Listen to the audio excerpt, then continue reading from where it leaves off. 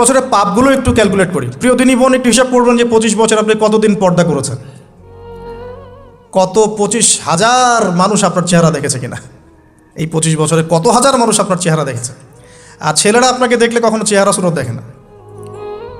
বেগানা নারীর দিকে একটা ছেলে যখন তাকায় এবং সেক্সুয়াল ডিজায়ার নিয়ে তাকায়, তখন সে চোখ দিয়ে তাকে রেপ করে। ভেরি সরি টু সে যে আপনি প্রচুর চোখ দিয়ে রেপড হয়েছেন প্রিয় দিনী বোন। অনেকেই আপনাকে চোখ দিয়ে রেপ করেছে, আপনি বুঝতেই পারেন নাই। তো এই 25 ইয়ার্স আমরা অনেক কিছুই করেছি, অনেক কিছুই করি নাই। এখন একটু আজকে সাদা একটা কাগজ নিয়ে আমরা একটা হিসাব করব যে আমরা 25 বছরে কী কী করেছি, কী কী করি নাই, কী কী পাপ করেছে, কী কী করি নাই, কী কী পুণ্য করেছি, কী কী করি নাই।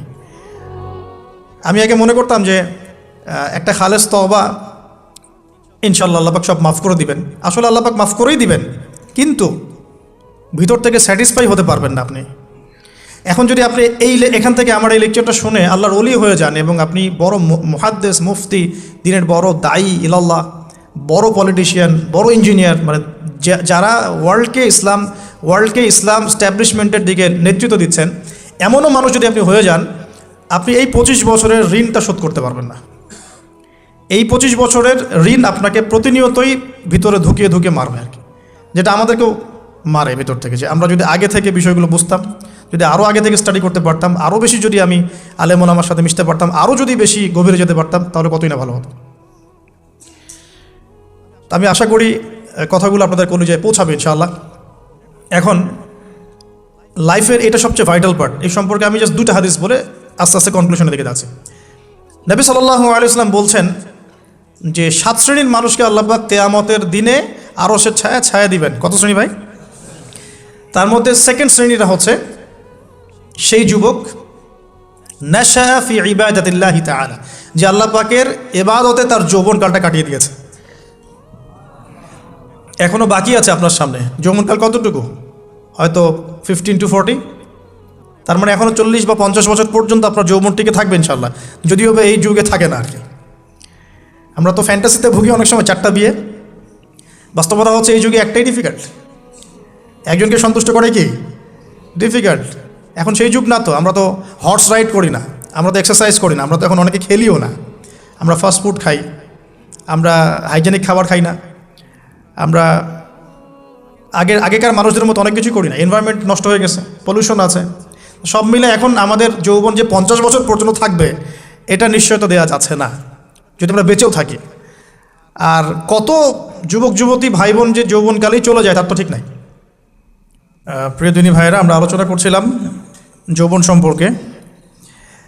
এই বিষয়ে আমি 2টো হাদিস বলার নিয়াত করেছিলাম। তো প্রথমটা শুনিয়েছি মোটামুটি, সেটা হলো নবী সাল্লাল্লাহু আলাইহি ওয়াসাল্লাম বলেছেন যে কিয়ামতের মাঠে আল্লাহ রাব্বুল আলামিন যে 7 শ্রেণীর মানুষকে তার আরশের ছায়া দিবেন, তার মধ্যে 3য় শ্রেণী হচ্ছে সেই যুবক যে তার যৌবনকালটাকে আল্লাহর পথে উৎসর্গ করেছে বা কাটিয়ে দিয়েছে। আরেকটা হাদিস যেটা বলতে চাচ্ছিলাম সেটা হলো কিয়ামতের মাঠে 5টা প্রশ্ন হবে, স্পেশাল 5টা প্রশ্ন, যে 5টা প্রশ্নের উত্তর না দেয়া পর্যন্ত কাউকে ছাড়া হবে না। তার মধ্যে প্রথম প্রশ্নটাই হচ্ছে তোমার জীবন কোন কাজে কাটিয়েছো, এবং দ্বিতীয় প্রশ্ন হচ্ছে তোমার যৌবন কোন কাজে কাটিয়েছো। সো আমি বলছিলাম আপনাদেরকে যে যৌবন কালটাকে যদি আমরা আল্লাহর পথে কাটাতে পারি, ইনশাআল্লাহ তাআলা আমাদের এই যে উদ্দেশ্যটা যে নিজেরা দিন পালন করব, নিজের পরিবারের মধ্যে প্রতিষ্ঠা করব, আমাদের সমাজে দিন ইসলামের দাওয়াতি কাজ করব, যেখানেই থাকি সৎ থাকব, একদিন ইনশাআল্লাহ দিন আবার বিজয়ী হবে, এই যে স্বপ্নগুলো, এগুলো বাস্তবায়িত হবে ইনশাআল্লাহ তখনই যখন আমরা নিজেরা পরিবর্তিত হয়ে সমাজের জন্য ভালো কিছু বয়ে নিয়ে আসবো ইনশাআল্লাহ। তো আমি জাস্ট কয়েকটা পয়েন্ট আপনাদের সাথে একটু শেয়ার করে শেষ করে দিব যে এখন থেকে কিভাবে আপনারা বা আমরা আমাদের যৌবনটাকে আল্লাহর পথে কাটাতে পারি। প্রথম যে পয়েন্টটা আমি লিখে নিয়ে এসেছি সেটা হলো, আমি একটু বলেওছিলাম যে আমাদের নিজস্ব খসড়া একটা আমলনামা তৈরি করতে হবে আর কি। আজকে আমরা সেটা করতে পারি বাসায় গিয়ে, যে আমরা যদি আমাদের গড় আয়ু হয় 60 বছর, তাহলে আমরা এখন কতটুকু সময় পেতে পারি, আর এই সময়টুকুর মধ্যে আমাদের টার্গেট কি, আমরা আসলে কী চাচ্ছি, কী অ্যাচিভ করতে চাই, যা চলে গেছে এই সময়টুকুর মধ্যে আমরা কিভাবে আল্লাহর রহমত পাবো, ক্ষমা পাবো কিভাবে, যা চলে গেছে এর মধ্যে অনেক নামাজ কাজা থাকতে পারে, নামাজ কাজা থাকতে পারে, রোজা কাজা থাকতে পারে। অনেক সময় এমন হতে পারে যে আমরা অন্যের হকও নষ্ট করেছি। প্রথম যে কাজটা করা উচিত সেটা হলো খালেস তওবা। 1 নাম্বার তাহলে আমরা বলতে পারি, যদি আমরা এখন সংকটগুলো চিহ্নিত করে সমাধানের পথে হাঁটতে চাই, তাহলে আমাদের যৌবনটা আল্লাহর পথে উৎসর্গ করা ছাড়া কোনো অপশন নাই। উৎসর্গ বলতে আমি বোঝাচ্ছি কাটিয়ে দেয়া, আল্লাহর ইবাদত করে কাটিয়ে দেওয়ার কোনো বিকল্প নাই। তার জন্য প্রথমত আমাদের নিজেদের জীবনের কৃতকর্মগুলোর হিসাব নিকাশ মেলাতে হবে, 1 নাম্বার। আর 2 নাম্বার হচ্ছে বিশুদ্ধ তওবা করে আল্লাহর পথে ফিরে আসতে হবে। বিশুদ্ধ তওবা কিভাবে করবো এটা আমরা অনেকে বুঝি না। অনেকে মনে করি যে মুখ দিয়ে জাস্ট আস্তাগফিরুল্লাহ বললেই হয়তো তওবা হয়ে যায়। বিষয়টা এমন নয়। বিশুদ্ধ তওবা হচ্ছে আপনি আল্লাহর দিকে পরিপূর্ণ অভিমুখী হবেন, রুজু করবেন, এর নাম হলো বিশুদ্ধ তওবা। যে পাপগুলো করেছি এগুলোর জন্য ক্ষমা চাওয়া, এই পাপগুলো কোনোদিন করব না এরকম প্রত্যয় ব্যক্ত করা, আর যদি অন্যের সাথে সম্পৃক্ত কোনো হক থেকে থাকে সেটা ফেরত দেওয়া। তো আমরা আজকে গিয়ে সুন্দর করে অজু করে 2 রাকাত নামাজ পড়তে পারি। 2 রাকাত নামাজ পড়ে আমরা আল্লাহকে বলতে পারি যে আস্তাগফিরুল্লাহাল্লাযী লা ইলাহা ইল্লা হুয়াল হাইয়ুল কাইয়্যুম ওয়া আতুবু ইলাইহি।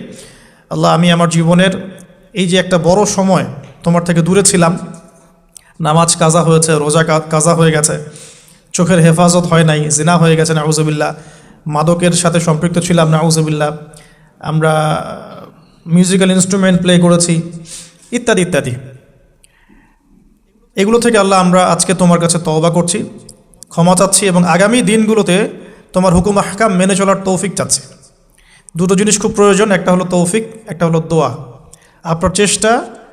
আপনার প্রচেষ্টা আল্লাহর কাছে দোয়া করতে থাকা এবং আল্লাহর কাছে তৌফিক কামনা করতে থাকা। আল্লাহ পাক যাকে ইচ্ছা তাকে তৌফিক দিয়ে থাকেন। আল্লাহ রাব্বুল আলামিন যাকে ইচ্ছা তাকে তৌফিক দিয়ে থাকেন।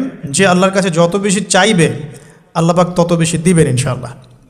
তো এই জন্য চেয়ে নিতে হবে, প্রথমত চেয়ে নেবেন যে আল্লাহ আপনি আমাকে তৌফিক দিন যাতে করে আমি আমার পুরো জীবনটাকে আপনার ইবাদতে কাটাতে পারি, আরও সে ছায়া পেতে পারি। আল্লাহ কবুল করুন, আমিন। এখন ইস্তেগফার করার পর যার যার হক তাকে তাকে ফিরিয়ে দেওয়া উচিত। যদি আপনি বা আমি আল্লাহ না করুক কারো হক নষ্ট করে থাকি, সেটা ফিরিয়ে দিতে হবে। এই হক নষ্ট ফিরিয়ে দেওয়ার মানে এটা নয় যে গার্লফ্রেন্ডকে কথা দিয়েছিলেন বিয়ে করবেন, সেখান থেকে ফিরে আসা যাবে না। ব্যাপারটা কিন্তু এমন নয় আর কি। এরকমও প্রশ্ন আমাদের কাছে অনেকে করেছেন যে আমি তো আমার গার্লফ্রেন্ডকে কথা দিয়েছিলাম যে আমি তোমাকে ছাড়া আর কাউকে বিয়ে করব না, তো এখন কি আমি ফিরে আসলে, তওবা করে ফিরে আসলে কি এর জন্য আল্লাহ আমাকে ধরবেন কিনা? মনে রাখবেন, শয়তান হচ্ছে এই পৃথিবীর সবচাইতে ইন্টেলেকচুয়াল প্রাণী। সিরিয়াসলি, ও যে এত বেশি স্মার্ট যেটা আমাদের চিন্তার বাইরে। যখন শয়তান সরাসরি মানুষকে পথভ্রষ্ট করতে ব্যর্থ হয় তখন কিছু নেক সুরত ধারণ করে। দিনী ভাই দিনী বোন, এটা নেক সুরত, ঠিক আছে। তারপরে দাড়ি টুপিওয়ালা মানুষের মধ্যে এটা ঢুকিয়ে দেওয়া যে আমি তো অনেক আবেদ মানুষ, পরহেজগার, ওরা তো ককরোচ।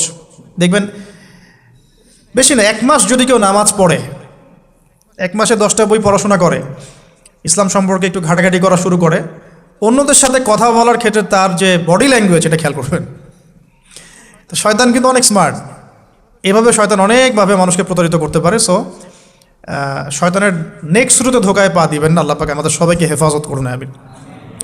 খুব ভালো একটা কাজ করছি মনে করেন, একটা বড় প্রজেক্ট করছি সারা বাংলাদেশ ব্যাপী, একটু মনের মধ্যে ঢুকিয়ে দিল যে মানুষ তো দেখুক, মানুষ ভালো বলুক, যথেষ্ট আমল ধ্বংস হওয়ার জন্য।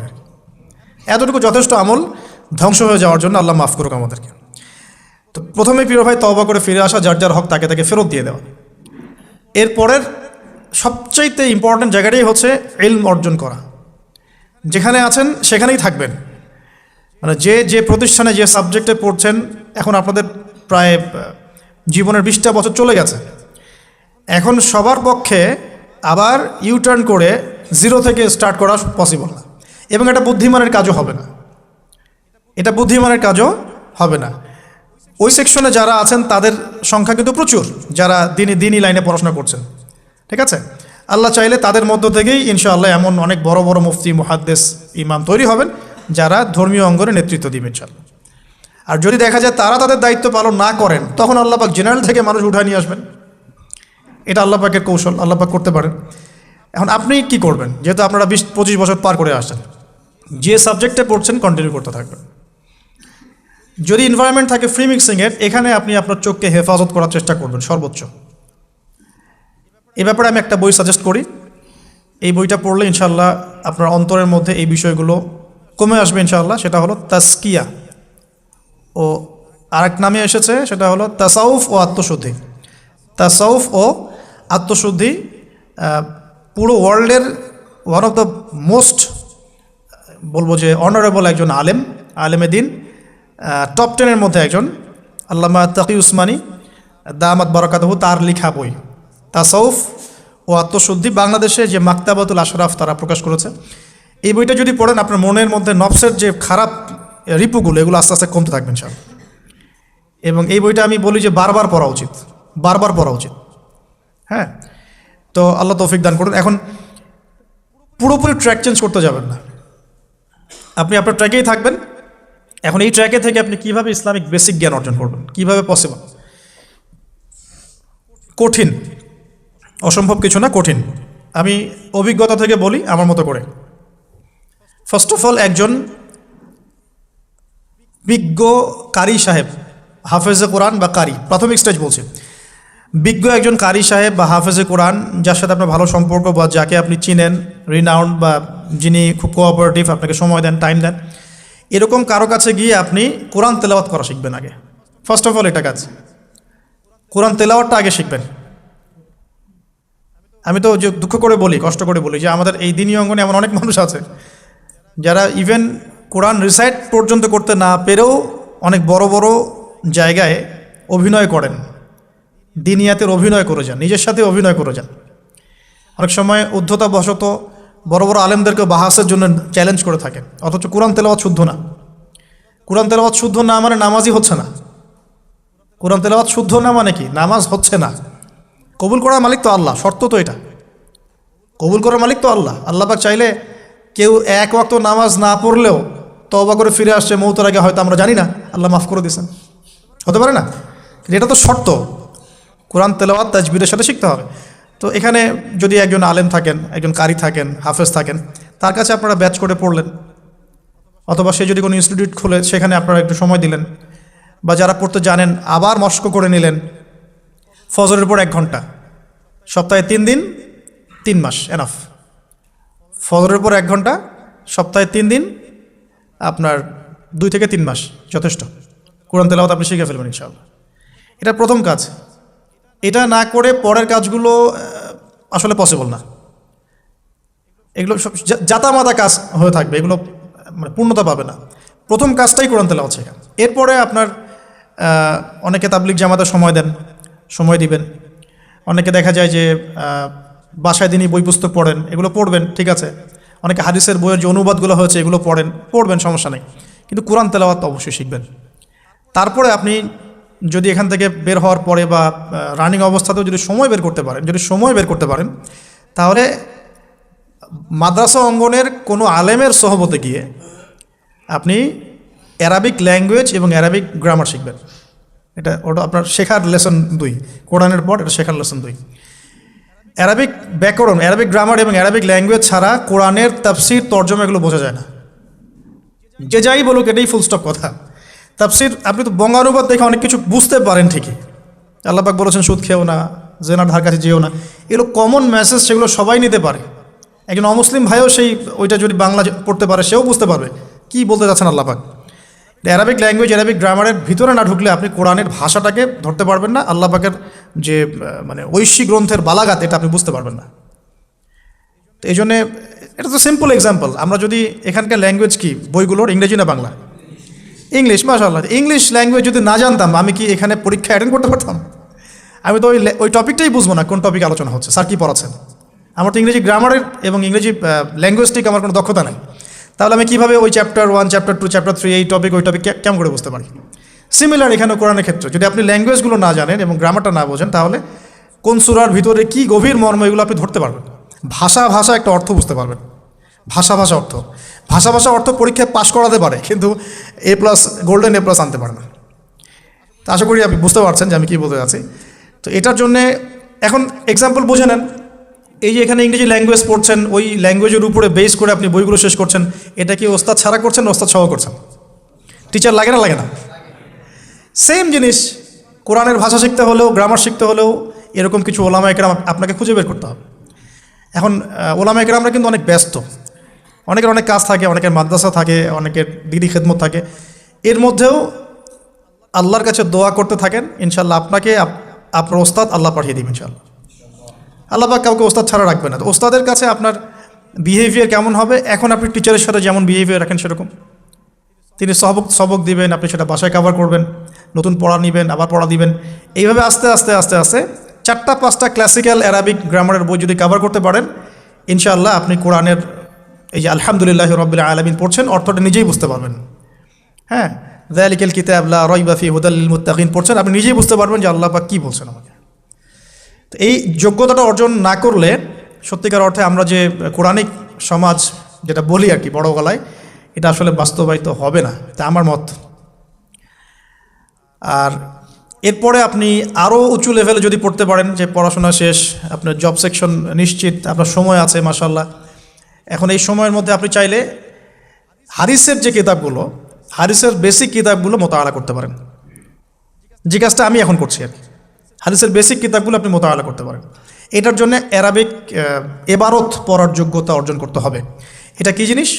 এটা হচ্ছে জবর জের পেশ ছাড়া আরবি পড়ার যোগ্যতা। এখন যে কোরআন তেলাওয়াতটা আপনি শিখবেন সেটা হচ্ছে জবর জের পেশ দেয়া কোরআন আপনি পড়বেন, তাই না? কিন্তু হাদিসের যে বইগুলো আছে এই বইগুলোর মধ্যে কিন্তু কোনো জবর জের পেশ দেয়া থাকে না। মৌলিক কিতাবের কথা বলছে, মৌলিক যে বইগুলো। অনেকে মনে করেন অনুবাদ করা বইগুলোই মনে হয় মূল বই। এগুলো হচ্ছে ওই বইগুলোর অনুবাদ, আংশিক অনুবাদ, পুরোপুরি অনুবাদ নয়। মূল বইগুলো পড়তে হলে এবারত পড়ার যোগ্যতা অর্জন করতে হবে। এটা level 3, Arabic grammar, Arabic language শেখার পর এই লেভেলে মানুষ যায়। তাহলে একটু ধাপগুলো চিন্তা করতে থাকেন, কোন ধাপে গিয়ে কোন বইগুলো পড়তে হয়। আর অনেক সময় আমরা কি উদ্ধত আচরণটাই না করি হুজুরদের সাথে, আলেমদের সাথে, স্কলারদের সাথে। বিকজ আমাদের সামনে একটা চমৎকার প্ল্যাটফর্ম আছে ফেসবুক, তাই না? এখানে তো মানে রাত দিন, দিন আর রাত, একে রাতকে দিন বানানো যায়, দিনকে রাত বানানো যায়। হ্যাঁ, এখানে ওই যে আলোর প্রতিসরণের মতো হয় আর কি, সাইজ এতটুকু, বিম্ব হবে এত। তো আল্লাহ মাফ করুক আমাদেরকে। এখন হাদিসের মোতালা যদি করতে না পারেন, ওই পর্যায়ে যেতে না পারেন, তাহলে কি? তাহলে ওই হাদিসের মধ্যে যে কিতাবগুলো বাজারে অনুবাদ হয়েছে ওগুলো পড়তে হবে। যেমন অনুবাদ হয়েছে ফয়জুল কালাম। ফয়জুল কালাম একটা হাদিসের কিতাব, মাদ্রাসায় পড়ানো হয়। এর মধ্যে চমৎকার অনেকগুলো হাদিস আছে, প্রায় সম্ভবত 1000-এর বেশি হবে। এরপরে মোতালা করতে পারেন আপনি মিশকাতুল মাসাবিহ, এই বইটাও অনুবাদ হয়ে গেছে, এটাও ভালো কিতাব মাশাআল্লাহ। এরপরে আছে রিয়াদুস সালেহিন, এটাও একটা চমৎকার কিতাব। বুলুগুল মারাম মিন আদিল্লাতিল আহকাম, এটা একটা কিতাব আছে, এটাও মোতালা করতে পারেন হাদিসে। এরপরে আছে আপনার এখন যেটা বলছি, ইসলামিক ফাউন্ডেশন হয়েছে অনেক আগেই। এছাড়া বাংলা বাজার ঢাকায় যে ইসলামিক লাইব্রেরিগুলো, প্রকাশনা সংস্থাগুলো আছে, তারা মোটামুটি আবু দাউদ, তিরমিজি, নাসাই, ইবনে মাজা, কোনো প্রকাশনী বুখারী মুসলিমের কিছু ভার্সনও অনুবাদ করেছে। তবে এই উঁচু লেভেলের হাদিসের কিতাবগুলো শুরুতেই হাত দেওয়া যাবে না, এটা একটা মাথায় রাখবেন। শুরুতেই এই বড় বড় কিতাবগুলো হাত দেওয়া যাবে না। প্রথমে মানে আমরা তো আগে এসএসসি ইন্টার পাস করে এখানে আসছি না, নাকি আগে ডাইরেক্ট এখানে পড়তে হয়েছে? একই বিষয়। ওরকম ফয়জুল কালামের মতো বইগুলো আগে পড়তো, ফয়জুল কালাম, আলফিয়াতুল হাদিস, রিয়াদুস সালেহিন, মিশকাত, এগুলো আগে পড়বেন। তারপরে গিয়ে যদি যোগ্যতা হয় ওই বইগুলো হাত দিবেন। তবে অনেক সময় দেখা যাবে একটা হাদিস বুঝতে পারছেন না, কোরআনের আয়াত বুঝতে পারছেন না, ওই অবস্থাতেই ওই হাদিস এবং ওই কোরআনের আয়াতকে রেখে দিবেন। এটাকে নিয়ে কোনো রকমের কনক্লুশনে চলে যাবেন না, আর ওইটাকে নিয়ে প্রচার করতে যাবেন না। বরং এগুলোকে একত্রিত করে সপ্তাহে একদিন আবার আলেমের কাছে চলে গেলেন, ওস্তাদ এগুলো বুঝি নাই, লাস্ট উইকে আমি এগুলো পড়েছি, এটা বুঝি নাই, তিনি বুঝিয়ে দিবেন ইনশাআল্লাহ। এগুলো পড়াশোনা। এর পাশাপাশি আমি বলছি বিষয়ভিত্তিক ইতিহাসের বই চলে আসছে, ইসলামের ইতিহাসের বই চলে আসছে। তারপরে সিরাতের অনেক বই বাজারে চলে আসছে, প্রায় 40-45টা বই পাওয়া যায় সিরাতের এখন বাংলাদেশে। তারপরে ফিকহের অনেক বই অনুবাদ হয়ে গেছে। এছাড়া আকিদার অনেক বই পাওয়া যায়। সবচেয়ে ভালো হয় যে আকিদা তাহাভিয়া বইটা পড়তে পারেন, এই বইটা পড়লে অনেক চমৎকার হবে। এর পাশাপাশি বরেণ্য ওলামায়ে কেরামদের বই পড়বেন। মানে বরেণ্য ওলামায়ে কেরাম কারা? যারা পুরো ইসলামিক বিশ্বে স্বীকৃত, যারা কোনো সাম্প্রদায়িকতা বিলং করেন না, যে আমি এই সম্প্রদায়ের মানুষ, আমি ওই সম্প্রদায়কে মুসলিম মনে করি না, এরকম না, যারা বরেণ্য রিনাউন্ড ওলামা একরাম সারা ওয়ার্ল্ডে। এই যে বললাম আল্লামা তাকি উসমানী হাফিজাহুল্লাহ একজন বরেণ্য আলেম, তার যে কোনো কিতাব চোখ বন্ধ করে পড়তে পারেন, কোনো সমস্যা নেই। বাংলাদেশে আব্দুল মালেক সাহেব হাফিজাহুল্লাহ মার্কাজুদ দাওয়ার পরিচালক, একজন বরেণ্য আলেম। আশরাফ আলী থানভী রহিমউল্লাহ একজন বরেণ্য আলেম। হানাফি কওমের ফিকহে এরকম অনেক বরেণ্য ওলামা একরাম আছেন। তারপরে আরবের মধ্যেও এমন অনেক বরেণ্য আলেম আছেন, শাইখ উসাইমিন, শাইখ বিন বাজ, সলে আল ফাউজান, এরকম অনেক বড় বড় আলেম আছেন যারা রিনাউন্ড ওলামা একরাম। তাদের কিতাবগুলো আপনি পড়তে পারেন, কিন্তু যাদের মানে লিখা এবং গবেষণাগুলো ছাত্র পর্যায়ের, এগুলোকে আপনি প্রামাণ্য বই বানাবেন না। তো প্রামাণ্য বই পড়বেন আর আলেমের সাথে সম্পর্ক রাখবেন। দুটো যখন একসাথে থাকবে তখন আপনি কিছু আটকে গেলেও তার সাথে পরামর্শ করে একটা কনক্লুশন খুঁজে পাবেন। এগুলো জাস্ট বই সংক্রান্ত কথা বললাম। এখন এগুলো হচ্ছে সবচেয়ে বড় বিষয়টা হচ্ছে, এগুলোর চাইতে বেশি বড় বিষয় হচ্ছে যে কোনো একজন, অন্তত পক্ষে একজন, আপনি চাইলে 10 জনের সাথেও রাখতে পারেন, কিন্তু অন্তত পক্ষে একজন মুহাক্কিক আলিমের সাথে আপনি সম্পর্ক রাখবেন পরামর্শের জন্য। অন্তত পক্ষে একজন মুহাক্কিক আলেমের সাথে, মানে হকপন্থী মুহাক্কিক আলেমের সাথে আপনি সম্পর্ক রেখে চলবেন। এটা অনলাইনের যুগ, এটা তো কিন্তু সহজ। আর এই সম্পর্ক শুধু অনলাইন কেন্দ্রিক হবে এমনটাও বলছি না। তার সাথে সাক্ষাৎ করবেন, তার কাছে নসিহত নেবেন, তার কাছে গিয়ে কিছু পড়বেন, হ্যাঁ, তাকে দেখবেন তিনি কিভাবে আমল করেন, ব্যক্তি জীবনে তিনি কেমন, তিনি আপনাকে কী নসিহত করেন, তার সাথে মিশবেন। সোহবত মানে কি? মানে আমরা কি শুধু টিচারদের মানে পড়াশোনাগুলোই ফলো করি না, টিচারকে দেখিও বটে। আমরা বস্তুবাদী এডুকেশনের ক্ষেত্রে হয়তো অত কেয়ার করি না, টিচার যেটা পড়াচ্ছেন ওটা জাস্ট টুকে নেই, পরীক্ষা পাস করলেই হইল। আমরা টেন্ডেন্সি এমন, কিন্তু ইসলামিক এডুকেশনটা কিন্তু এমন নয়। সাহাবা একরাম রাদিয়াল্লাহু আনহুম আজমাইন তারা এই আমাদের মতো কাগজের বই পুস্তক পড়ে ইসলাম শেখেন নাই। কীভাবে শিখেছেন তাহলে? সরাসরি নবীকে দেখে শিখেছেন। নামাজ পড়তে গিয়েছেন, দেখেছেন নবী কেমন করে নামাজ পড়েন, দেখছেন নবী কেমন করে হাঁটেন, দেখছেন নবী কেমন করে কাপড় পরেন, দেখছেন নবী কেমন করে আতর ইউজ করেন, কেমন করে তিনি হাসেন, কেমন করে মানুষের সাথে মেশেন, হ্যাঁ, কথা বলার সময় কেমন করে মানুষের দিকে তাকান। খুঁটে খুঁটে একটা একটা করে নিয়ে হাদিসের এক একটা অধ্যায় রচিত হয়েছে। নবী কেমন করে তাকান, নবী কেমন করে মেসওয়াক করেন, নবী কেমন করে হাসেন, এগুলো আপনি অধ্যায় পাবেন। ইভেন আপনি অধ্যায় পাবেন নবী কেমন করে চুল আঁচড়ান। তাহলে আপনি দেখেন সাহাবীরা কীভাবে খুঁতে খুঁতে নবীকে দেখেছেন।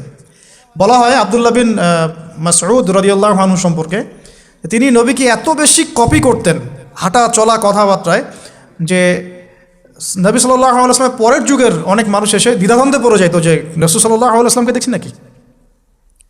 এমনভাবে কপি করতেন, এমনভাবে। সো এখানে আমি সোহবতের বিষয়টা বোঝাতে যাচ্ছি যে কোনো অন্ততপক্ষে একজন মুহাক্কিক আলেমের সাথে সম্পর্ক রাখবেন। অন্তত একজন, আপনি চাইলে 10 জন 20 জন 50 জনের সাথে রাখতে পারেন। অন্ততপক্ষে একজন যাকে দেখে আপনি শিখবেন, আপনার স্টাডিগুলোকে, আপনি যেটা সমস্যা ফেস করছেন সেগুলোকে তার সামনে পেশ করতে পারেন। এটা আমি খুঁজে দিব না আপনাদেরকে, নাম বলেও দিব না, আমি কার কার সাথে সম্পর্ক রেখে চলি এটা আমি বলবো না, এটা আপনাকে খুঁজে বের করতে হবে। তবে এখানে আমি একটা কথা বলে দিব যে যেহেতু আমরা সব সাধারণ মানুষ, কারণ আমরা তো কেউ স্কলার নই এখানে, আমরা কেউ মানে যেটা বলি যে মুজতাহিদ, ইজতেহাদ করার যোগ্যতা রাখি না আমরা এখানে কেউ। সেক্ষেত্রে অবশ্যই আমাদেরকে পূর্বসূরি ওলামায়ে কেরামদেরকে ফলো করতেই হবে। কারণ কোরআন সুন্নাহ নতুন করে গবেষণা করে আপনি তো সব মাসআলা বের করতে পারবেন না। এই কারণে আমাদেরকে মাযহাব মানতে হয়, এটা খারাপ কিছুই না। এটা নিয়ে অনেক কথা সমাজে এখন শুনি, দেখি, দরকার নাই, আমরা লা মাযহাবি, আমরা এইটা, আমরা সেইটা। এগুলো আসলে বোগাস কথাবার্তা এবং সমাজ বিভক্তকরণের মূল হাতিয়ার এগুলো হয়ে গেছে। সমাজের ইউনিটি নষ্ট করবেন কেন? কোরআন এবং সুন্নাহ আল্লাহ ফলো করতে বলেছেন, দ্যাটস অল। আর কোরআন সুন্নাহ আপনি কি, এখন আমি যদি আপনাকে কোরআন এই যে দিলাম, নেন কোরআন, নেন তাফসির ইবনে কাসির, নেন তাফসির জালালাইন, নেন আপনি তাফসিরে মারিফুল কোরআন, নেন এইটা, এই যে বুখারী নেন, মুসলিম নেন, তিরমিজি, আবু দাউদ, নাসাই সব নিয়ে নেন। এখন আপনি কি গবেষণা করে সব মাসআলা আমাকে দিতে পারবেন? ইম্পসিবল আমার পক্ষে, এখন ইম্পসিবল। তাহলে এগুলো যারা গবেষণা আগে করেছেন তাদের কিতাব তো আমাদেরকে পড়তে হচ্ছে। এটাই হলো তাদের মত নেয়া, তাদের মত অনুযায়ী পথ চলা। তো এই জিনিসগুলো নিয়ে যারা বাড়াবাড়ি করছে এটা খুবই দুঃখজনক। যে অবশ্যই কোরআন সুন্নাহকে ফলো করতে হলে আমাদেরকে হকপন্থী উলামায়ে কেরামের সোহবতে যেতেই হবে। তাদের বইপত্র, লেকচার, তাদের নসিহত, তাদের ফিকহের কিতাব, এগুলো আমাদের ঘাটতে হবে। আদারওয়াইজ আমরা সরাসরি কোরআন সুন্নাহর দাবি করলেও মানতে পারবো না। সরাসরি কোরআন সুন্নাহ মানিয়ে দাবি করলেও মানতে পারবো না, বিকজ আমি তো কোরআন সুন্নাহর সব জ্ঞান রাখি না। ক্রিপ্টোকারেন্সি হালাল না হারাম আমি যদি আপনাকে এখন প্রশ্ন থ্রো করে দিই, নেন সব বই দিয়ে দিলাম কোরআন সুন্নাহর, আপনি কি ঘেটে আমাকে অ্যান্সার দিতে পারবেন? তাহলে এটা ঘাটবে কারা? যারা এটা ঘাটার যোগ্যতা রাখে। তারা ঘেটে যখন একটা প্যানেল করে একটা ফতোয়া যখন আসবে যে না এটাই, তখন আমরা সেটাকে ফলো করব। That's all. এই জিনিসটা রাসূল সাল্লাল্লাহু আলাইহি ওয়াসাল্লামের যুগেও ছিল, সাহাবীদের যুগেও ছিল, তাবেঈনদের যুগেও ছিল। এটা আস্তে আস্তে চলে আসছে এই পর্যন্ত। তো এখানে ক্লাসিক্যাল যে ইসলাম চলছে এখানে থাকলে আপনার বিভ্রান্ত হওয়ার কোনো চান্স নাই। কিন্তু এর আশপাশে ব্যাঙের ছাতার মতো অনেক মতাদর্শ এসেছে এখন, নতুন নতুন অনেক। এগুলোতে পা দিলে নেক্সট শুরুতে ধোকা খাবেন শয়তানের মতো। ওই যে বললাম শয়তান নেক্সট শুরুতে ধোকা দেয়, মনে হবে যে আমি তো সরাসরি কোরআন সুন্নাহ ফলো করি। আদতে আপনি কোরআন সুন্নাহই ফলো করছেন না। আদতে আপনি কোরআন সুন্নাহর কিছুই ফলো করতে পারবেন না, বা ফলো করলেও আংশিক পারবেন, আংশিকটা পারবেন না। একটা মাসআলা মনে করেন, একটু বলেন এই জায়গায়, একটা মাসআলা মনে করেন এসেছে যে আমরা বর্তমান অর্থব্যবস্থায় আমরা কিভাবে আমাদের ব্যাংকিং সিস্টেমটা সাজাবো, ধরেন একটা মাসআলা এসেছে। এখন এই বিষয়ে যদি আমরা ইকোনমিক্সের উপর দক্ষ ওলামায়ে কেরামদের শরণাপন্ন না হই, আমরা কি অ্যান্সার নিতে পারবো? আমি কি পারবো উত্তর দিতে? আপনি কি পারবেন? যে কোরআন এবং সুন্নাহ গবেষণা করেছেন এবং যার কাছে অর্থনীতির জ্ঞান আছে, ওই রকম মুহাক্কিক কোনো আলেম আপনাকে বলতে পারবে এখন আমাদের কী করা দরকার। এই জিনিসটাই যদি আমরা বাংলাদেশের সংবিধান সম্পর্কে জানতে চাই, আমাদেরকে আইনজীবীর কাছে যেতে হবে। আমরা যদি রোগ নির্ণয় করতে চাই, ডক্টরের কাছে যেতে হবে। এখানকার ইঞ্জিনিয়ারিং যা পড়ানো হয় আমি কি সেটা বলতে পারবো? তাহলে আমাকে এখানকার স্যারের কাছে যেতে হবে, স্যার এখানকার বিষয়টা কি আমাকে একটু বুঝাই দেন। তখন তিনি তার জ্ঞান থেকে এবং তার জ্ঞানের সোর্স থেকে ঘেটে ঘেটে আমার জন্য কিছু সমাধান বের করে দিবেন, আমি তো সেটা ফলো করব। তো এই ফলো করা জিনিসটাকে যারা নেগেটিভলি উপস্থাপন করছেন, এটা ঠিক না। এটা একটা উদ্ধত আচরণ হচ্ছে, অহংকার হচ্ছে। এই ফিতনাগুলো থেকেও বেঁচে থাকতে হবে। এই জন্য আমি বললাম অন্তত একজন মুহাক্কিক আলেমকে ধরে বসে থাকবেন। এটা আমি কিন্তু পীর মুরিদি বোঝাচ্ছি না, ঠিক আছে? আমি বোঝাচ্ছি যে আপনি মানুষের সহবতে থাকবেন, পরামর্শ ভিত্তিক, যে কোনো একজন হকপন্থী আলেম। এখন এরপর কি? এরপরে আপনি পড়াশোনা চালিয়ে গেলেন, আলেম আপনার কাছে পরিচিত আছেন, আপনি টাচে আছেন, পড়াশোনা করছেন, কোরআন হাদিস মোতালা করছেন, মাশাআল্লাহ দ্বীনের জ্ঞান অর্জন করছেন। এখন আপনি আপনার সাধ্যমতো দাওয়াতি কাজ করবেন। যতটুকু দাওয়া আপনার দেওয়ার যোগ্যতা আপনি অর্জন করেছেন বা পারছেন, অতটুকু ছোটো ছোটো করে 5 মিনিট 10 মিনিট, একটা হাদিস 2টা হাদিস, এভাবে মানুষের মধ্যে ইসলামটাকে প্রচার করতে থাকেন ইনশাআল্লাহ। তবে যে বিষয়গুলো নিয়ে সমাজে ইখতিলাফ দ্বন্দ্ব দেখা যায়, এগুলো নিয়ে আপনি কথা বলতে চান না। এগুলোর কোনো সমাধান নাই, মানে এগুলো কখনো শেষ হবে এমনটা মনে হচ্ছে না। ইলা ইয়াউমিল কিয়ামা, কিয়ামত পর্যন্ত এগুলো শেষ হবে এমনটা বোঝা যাচ্ছে না। এই জন্য আমরা এখানে আগুন আর উস্কে দেওয়ার দরকার নাই। আপনি আপনার কাছে যেটা ভালো লাগে ওই মানহাজ, ওই মাযহাবটা ফলো করতে থাকেন ইনশাআল্লাহ। সাহাবীর যুগ থেকে এরকম ইখতিলাফ কিন্তু ছিল, তাই বলে কেউ কাউকে তারা এরকম তুই কাফের হয়ে গেছিস এরকম কখনো কথা কেউ বলে নাই, যেটা আমাদের পান থেকে চুন খসলে মানুষ বলে দেয়। তো এরকম জায়গায় যায় না, এটা তাস্কিয়া নষ্ট হয়ে যাবে, আপনার মনের তাস্কিয়া নষ্ট হয়ে যাবে। এখন এরপরে আপনি বা আমি আমাদের কর্মক্ষেত্রটা সাজাবো। যেহেতু আমাদের এখন মাশাআল্লাহ পড়াশোনা হচ্ছে, আলেমদের সাথে আমরা সম্পর্ক রাখছি, শেষ করছি, একটু ধৈর্য ধরেন। কর্মক্ষেত্রটা আমরা সাজাবো। এখন আপনারা বের হয়ে যাবেন, জবে চলে যাবেন মাশাআল্লাহ। এখানে কি, এখানে এমন একটা বিষয় খুঁজে নেওয়ার চেষ্টা করেন যে আপনার যাতে দুনিয়ার আর্নিংসটাও চলে আসে এবং পরকালেরও কাজ হয়। এক্সাম্পল দিচ্ছি আমি একটা, ধরেন যে আমার 4-5টা মাদ্রাসা আছে, কথার কথা, আমি বিভিন্ন মাদ্রাসায় পড়াই। এখানে কি হচ্ছে, আমি ইলম শিক্ষা দিচ্ছি, আমার নিজের চর্চা থাকছে, আমি সেখান থেকে কিছু হালকা পাতলা কিছু বেতনও পাচ্ছি, আমার পরিবার চলে যাচ্ছে। তো পুরো লাইফের পুরো কাজগুলোই কিন্তু তখন দিন কেন্দ্রিক হয়ে গেল। তাহলে সে বেশি লাভবান হলো। এখন আপনাদেরকে এরকম সুযোগ বের করতে হবে যে আপনারা এমন এমন কিছু ক্ষেত্রে যাবেন যেখানে ওই কাজটাই ইবাদত বলে কাউন্ট হবে। টাফ কিন্তু ইম্পসিবল না। বা যদি এমন জব নাও পাওয়া যায়, আপনি হালাল কোনো বৈধ জবে থাকলেন, আপনার রিজিকের একটা অংশ থেকে আল্লাহর পথে সদকা করলেন। আল্লাহ পাক এর বেশি কিছু আপনার কাছে চাচ্ছেন না। যাকাত ফরজ হয়ে গেলে যাকাত দিলেন, নফল দান সদকা করলেন, এতটুকু আপনার পরিবারের পেছনে খরচ করলেন, আল্লাহর হক আদায় করলেন, জনগণের আমরা যেটা বলি মানুষের হক সেটা আদায় করলেন।